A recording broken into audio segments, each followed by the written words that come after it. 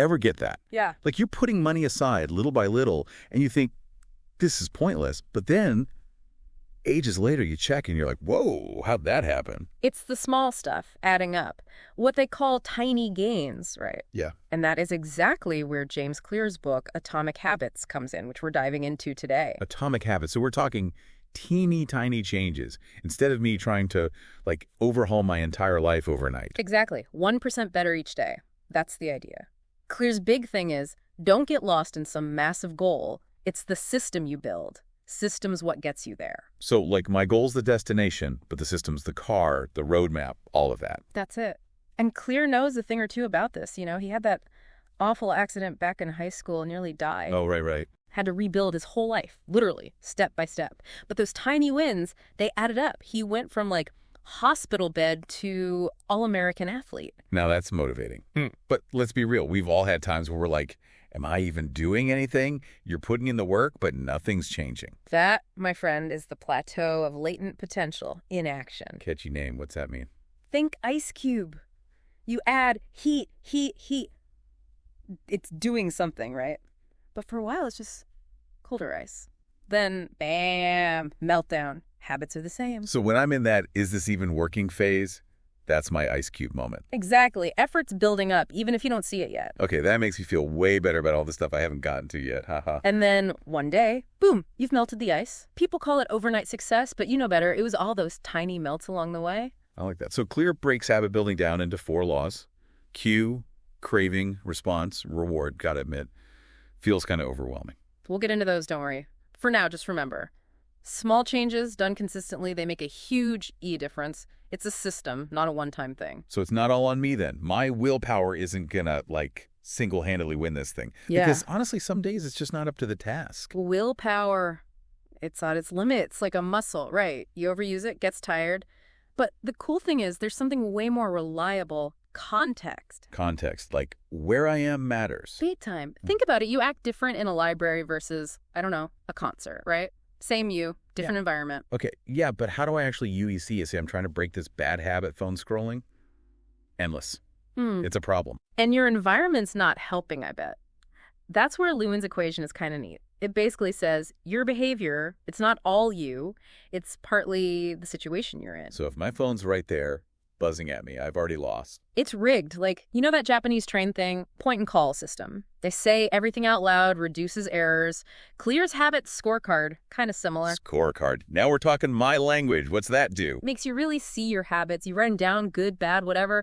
Makes those unconscious choices conscious. So I got to face my phone addiction head on. Aw. No more pretending it's not happening. And then you use that awareness. Remember, Lewin, change the environment. Make the bad cues invisible. Good cues, obvious. Like if I want to read more, book on the nightstand, not another phone charging. Bingo. You just primed your environment for success. Not about being Superman, willpower-wise, but making the right thing, the easy thing. Makes me think of that guy. Clear mentions Oswald Wright. Resets the room after everything. Exactly. It's not just tidiness, though it's nice. It's more like setting future you up for a win. Each little thing. Not letting that guy down. Future me. I like him. And that's huge GE. Because then your environment, it reinforces the good stuff automatically. You're not fighting it. Okay. Systems, cues, got it. But what about the want to? Bad habits, they got that instant gratification thing down. How do we compete with that? It's like my brain's got this whole reward system going on, and those bad habits, they've figured out how to hack it. That's the thing, isn't it? It's not always about logic. Our brains are wired for this stuff. Clear talks about this study, right, in Pakistan. They wanted people to wash their hands more. Okay, yeah, good hygiene, important. But it wasn't working, all the lectures. So they tried something different. Nice smelling soap. Wait, seriously? The smell of soap made a difference. It's wild. People knew they should, but then suddenly washing up was pleasant. So it wasn't information they needed, it was like sensory appeal. And hand washing went way up. Illness went down. We're talking dopamine here, that little reward our brains love. Okay, so instead of white-knuckling it willpower only, I gotta make good habits fun. Exactly. And crucially, those rewards gotta be instant. That's how our brains are wired. Delay it, the effect's weaker. Explains so much about my junk food problem, haha. Like, they engineer that stuff to be irresistible. Oh, yes. Salt, sugar, fat, hitting all those pleasure centers. But here's the thing. We can use that same science. Instead of fighting it, make the good habit, the rewarding one, So maybe a little dark chocolate after a healthy dinner. Not forbidding it entirely. Now you're thinking. Or that podcast you love. Only when you're out for your walk. Suddenly, exercise isn't a chore, it's linked to something you enjoy. This is making me feel optimistic, I gotta say. But what about long term? I'm great for like a week then. PhD, motivation's gone. Ah, that's where habit tracking comes in. Simple, but powerful. Like those apps or just checking off a calendar. Exactly. Brains love progress. Each little X, that's a win. You're not just relying on feeling motivated. You've got evidence. And nobody wants to break their streak once you get going. Plus, there's Clear's Goldilocks rule. The challenge can't be too hard, not too easy, or you lose steam. So I'm aiming for just right to keep me hooked. Exactly. And don't underestimate a buddy system. Clear talks about doing a habit contract with a friend when he was trying to lose weight, kept him accountable. Having someone in your corner does make a difference. Like a cheerleader, but for, actual life stuff. It all ties together, right? We've covered a lot. Tiny changes, systems, how our surroundings shape us. But there's one last thing.